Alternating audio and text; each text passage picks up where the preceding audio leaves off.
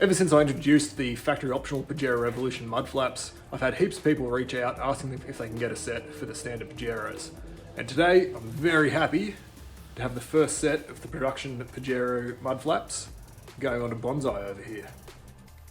Now these are made out of 4mm thick red polyurethane. I've decided to go with polyurethane because this is what's specified by a lot of motorsports governing bodies to use in underbody protection due to its extreme toughness and resistance to extreme heats and chemicals. Additionally, these won't fade or become brittle over time, like you'll see with some cheaper PVC mud flaps. Installation of these is quite easy, only requiring some basic hand tools including a drill and a few drill bits, a Phillips head screwdriver, 10mm socket, and a permanent marker. We haven't included any pre-cut holes in them, just because there is a lot of variation in the different body types, and with a lot of the Pajeros being quite old, a lot of them have had a lot of work done to them, and the factory holes may not really be suitable anymore. So we're just going to leave it up to the customer to figure out how they mount it, and it's actually a pretty easy process. So the first thing we're going to do is just work out positioning of the front mud flaps, and it's going to be somewhat based on these factory ones here. So we're just going to line it up. You want the new ones to be dangling down a little bit further than the originals, and then you want them to be poking out from the edge a couple of centimeters, probably within 2 centimeters, because I'm pretty sure that's what's legal in most states. And then we're just going to mark the back of the red mud flap, showing us where the factory one is.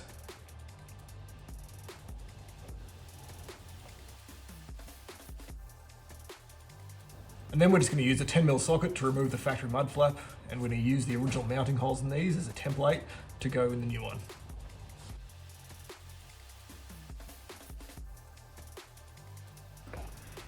With the factory mud flap removed, we can just line it up with the lines that we drew on the new red mud flaps, and then mark the holes which we're going to drill out. Now the polyurethane is an incredibly tough material, so I recommend using a small sort of 2.5-3mm drill bit for an initial pilot hole, and then drilling out the final mounting holes with around an 11mm drill bit.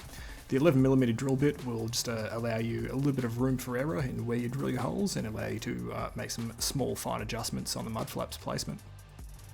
Now with those first 3 holes drilled, mount the mud flap up, and then use a permanent marker to mark out the placement of the final 2 holes, which will be lined up with the factory screws and the wheel arch.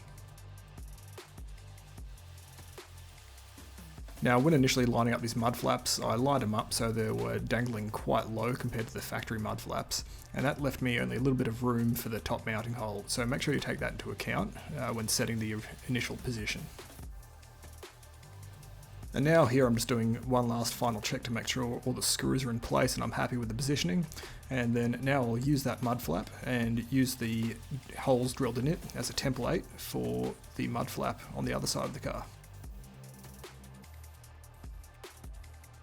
And now with all those drilled, I've mounted them using mostly the original mounting bolts and screws, and just added in some mud flap washers, which you can get from just about any local hardware store, just for good measure.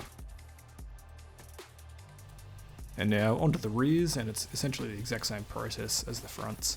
I'm just positioning the mud flap, holding it where I want it, and then using a permanent marker to trace around the original mud flap onto the new one. I was a bit lazy when it came to the rears. I really should have taken the rear wheels off so I could get a far better access to the mud flaps and all the screws, and just would have had a far easier time if I'd done that. And once again, with that original mud flap removed, I'm just lining it up with the marks that I traced onto the new red mud flaps, and using the original mounting holes as a template.